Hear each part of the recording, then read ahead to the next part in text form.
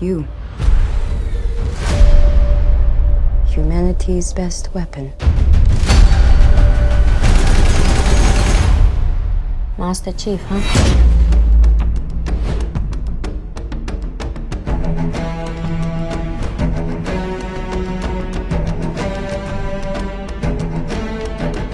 It's already been revealed, you know, the helmet will come off. We'll see the Master Chief's face. And that's a big, obviously, tool, you know, that's a difference. When you can see a character's face, you can go along the journey with them, you can empathize with them a lot more than when they're behind a mask, right? But it also brings up, you know, the differences in how the character is portrayed. So that's our goal now, is to learn more about who the character is by getting more personal with him.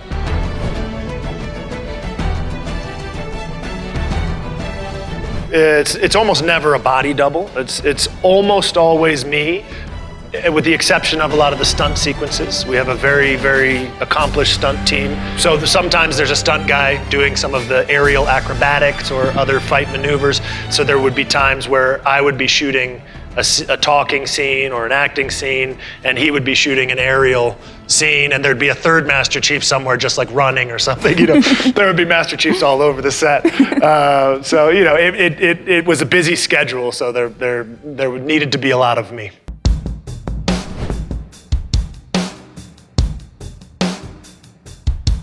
As you alluded to, the mediums are very different, right? The video game is a first-person shooter, so you're always in the perspective of the Master Chief. So the TV show will obviously break that mold, and we'll see it from an audience perspective. That changes a lot of things. You know, it changes your relationship to Master Chief, because the audience member is no longer asked to be the Master Chief. You now get to observe him and learn more about him, and hopefully empathize with his position. Also, the action sequences will be shot differently.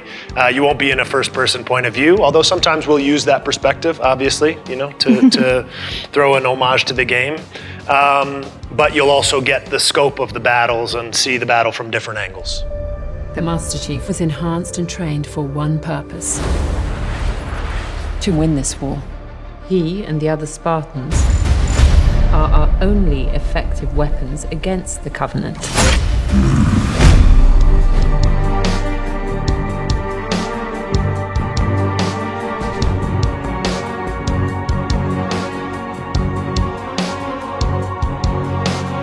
Because we have such a diverse set of fans who all have different opinions on what they want the show to be. What's important is focusing on the pieces in the sort of the heart of the franchise, which for us are those themes of hope and heroism and humanity and sort of the wonder of our sci-fi universe, which is also what will hopefully make it appealing for a new audience.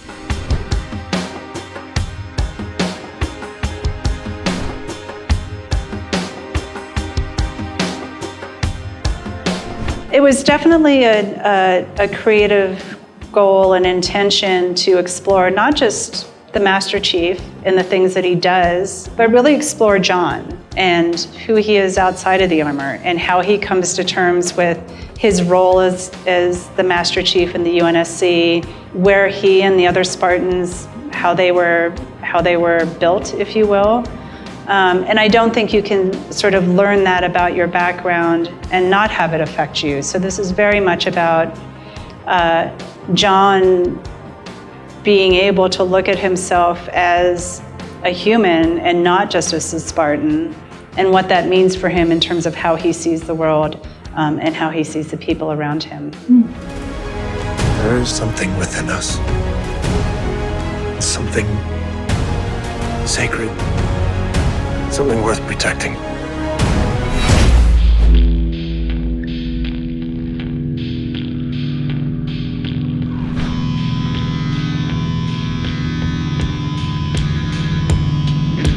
It's amazing. I'm so thrilled that that Paramount Plus has decided to go ahead with a second season. It's a huge show for them, and they're very excited about it. And The show is going to grow with the platform as well. The platform will be in 48 markets by 2022. And so the extent of the growth that we have together as a show and as a platform is really, really, really exciting. It's incredible, right? And I think incredible for a lot of reasons. One is we had an amazing crew on season 1, right? And all of us just cared so deeply about getting back together and taking all the learnings from season 1 and moving them forward. And we all have more like story we want to tell. And so to learn this now beyond the vote of confidence, which feels incredible, is also exciting because we can get the band back together and do something even more incredible for season 2 because we learned so much on season 1.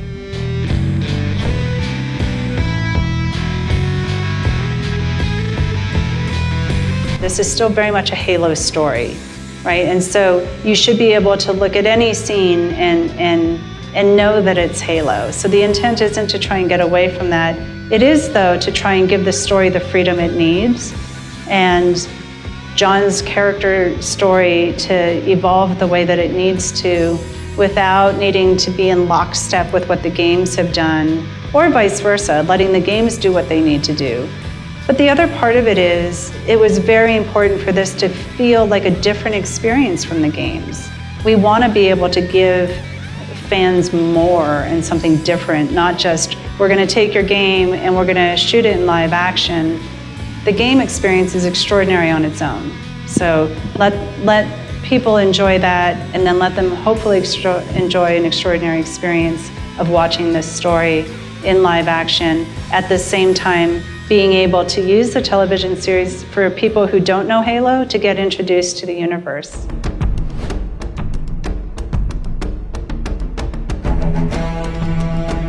Brazilian fans have been huge for me. Mostly since it first started for me with Orange is the New Black. I think I noticed a huge Brazilian contingent pop up around that show. American Gods, obviously, only forwarded that. So I'm really grateful, obviously, for the support from all of you, and really excited for you to see this show. So thank you for following me on this journey, and thanks for getting involved with this one.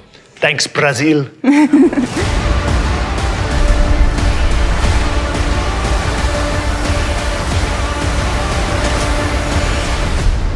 Find the Halo. Win the war.